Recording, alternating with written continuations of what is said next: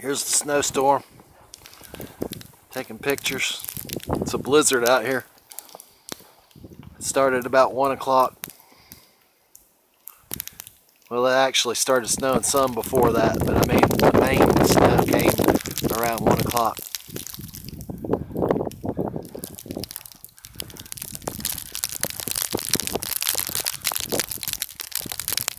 See, it's starting to really come down and stick on everything.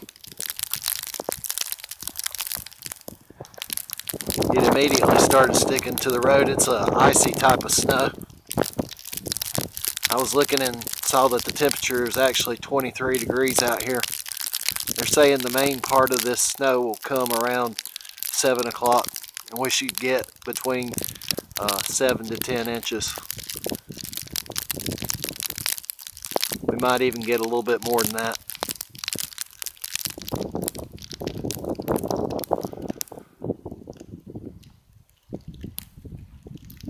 Today is February the 12th.